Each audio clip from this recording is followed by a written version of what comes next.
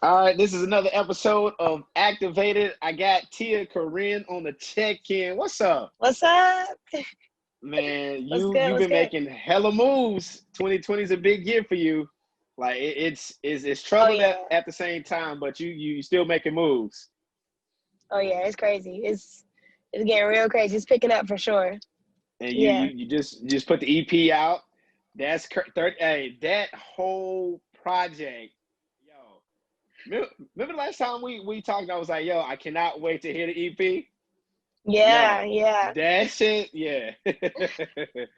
All the way I through. That's why it took me so long. I just had to make sure it was perfect. yeah, and it's good that you didn't rush it because when you take your time with stuff, you get the actual product that you want. Like I Right. was I was blown away. I texted Arnold, I said, Arnold, this is the one. this is the this is the one. Thank you. Thank you. Thank you. That And makes me feel good.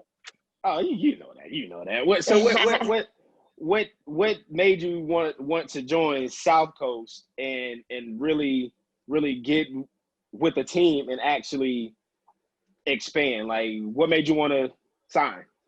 Well, they took their time, with Yeah, watching me and they took their time into making sure that I like them as much as they yeah, like me. yeah, And they actually cared about what I wanted to do. yeah, They were just intrigued, and their level of interest, not just because of Lotto, they liked me more than just because of Lotto. You know yeah. what I mean? And they hit me up a little earlier before everything started getting crazy. So you know so yeah, I signed to them because I feel like uh they could really like just put a boost on what I was doing and not take Yeah, away and just really add yeah, to it. And they just helped developing me way more than I was a couple months ago. So yeah. yeah. So, what do hmm you think has been the biggest challenge for you during this pandemic, but also staying afloat as an artist, but also being a mom who has a child that's starting to do the remote learning and stuff? Yeah, really just being more active on social media. Yeah, I've been so used to just posting like once a month, almost once every 3 weeks. And yeah, now that I have to post on Twitter and I go on TikTok and I do trailers and I got to post on Instagram and I have to do yeah, this and that. It's like I'm trying to get used to just being on my phone like this because my daughter's like, mommy, watch this, just watch that. And I'm like, well, yeah, I got to do this. You know what I'm saying? yeah. It's like I'm trying to get used to balancing looking at the phone and looking at her. So, and then So her just want to be on my phone. So it's yeah, just a I was lot. that was my next thing, like, because kids love to be on their parents' phone. I'm sure she downloads a lot of games, and you know, how do you manage time for her on your phone, but also manage your own time? So in the morning I let her get the phone because usually in the morning it's not too busy for me, because Yeah. I sleep in until about 12. So we get Uh up at 8, 9. I let her get the oh.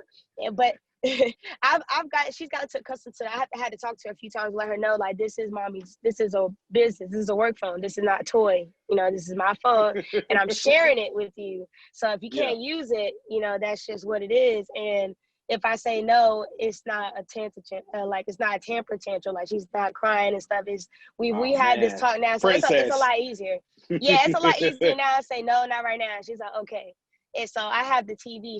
I taught her how to use the TV so she can watch YouTube on there. So Yeah, we've worked around smart it. TV. We've worked around it. Yeah. So That's good. That is good, not too man. bad. And so during this whole pandemic, how have you been like mentally? Like I know it's challenging, not being able to move normally how people in the industry normally move as far as, doing events and stuff. So how have you been keeping your mental intact through all this? It's crazy. Like I'm really not having a problem. Like I've been good. Like most of the time, that's what I do. I work at home. I record at home. Yeah. I travel. I still travel here and there. And then, I spend time with my daughter. So it's really hasn't affected me other than not being able to perform because I like to perform. I like to be able to, engaging with the audience is fun. Like them look at me in my eye and be like, oh my God, I love you, Tia. Like that's dope. Yeah. So, but it's helped me to learn how to get online more and, talk to the camera when nobody's actually like looking at me, and get more comfortable doing like trailers and TikToks, and it's getting me more Yeah. comfortable, like trying to do the little dances and just being more myself online.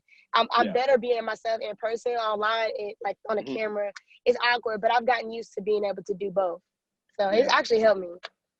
Man, I'm just gonna say this. The EP, my favorite song right now. I got actually, What is it? It's really three, but Lotto will forever be my favorite. That's how we met. Like, so that's gonna forever be in the vault. But Faucet and Mine, yo, those two records are out of here. Like, those, Sure. I played those both back twice. That's how much I like it. And I normally don't play records back. Like, when I'm going through records, I'll just play it one time, make my opinion on it, and move on. But Faucet and Mine, that's the tier, Corine, that I like. That straightforward, you saying what you saying, you meaning what you say, you standing on the 10 toes. I love it. I love it. Like, thank you. what was some of the, like, what's your favorite sounds off the EP?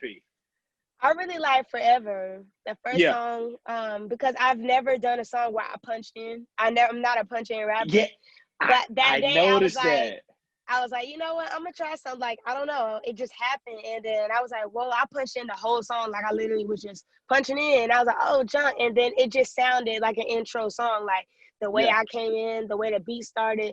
And I just really, really love that song because I was floating the whole way. And I just punched in. I was proud of myself for doing that. So do you think because the first one went so well, do you think you would try to do another song punch in wise, or was that just like a one and done? Nah, I've been doing it lately. Like that kind of was like, oh, okay, I can do that. I was like, I can do everything. So yeah, it definitely it amped me up, honestly. Like, whoa, okay, I'm pretty nasty. Like, but I can do it all. So Talk that shit. Yeah. And then I know it's like definitely my other favorite because that song, even though I was hurting at that time when I made that song, I was sad, but it sounded happy. Every time I listen to it, it just makes me happy. Like, I don't know. So I really love that song because it brings my mood up every time. I definitely agree. When I heard, I said she had to been going through something or just coming out of something when you wrote that, because the chorus says it all. But if you know the abbreviation, you would know that it has to do with a situation. I'm like, what? So, like, what's the situation behind that song? Like, I want to know. So really, like, I got into it with my ex, and he had like did some OD junk that really, really pissed me off, like really, really bad. And it was just kind of like, I know you know, but here we go. And that's that same shit I know you seem like, you know what I'm saying? So basically, I'm just like, bro, you always, here you go, doing that shit every time. Here before. Yeah, it's like the same time, bro. It's like, you always doing this shit. Every time you bring me back to this, like, why? And it's like, and that's that same shit I know I seen before, like, you doing it again. And it was just like, he had broke something of mine. And like, it's not the first time. It was stuff that be like expensive. And it's like, nigga, you ain't even got no money to be breaking my shit like that. So that's kind of like, I was mad at that point. So I was sneak dissing. Oh, man. Yeah. I love it, though. Yeah.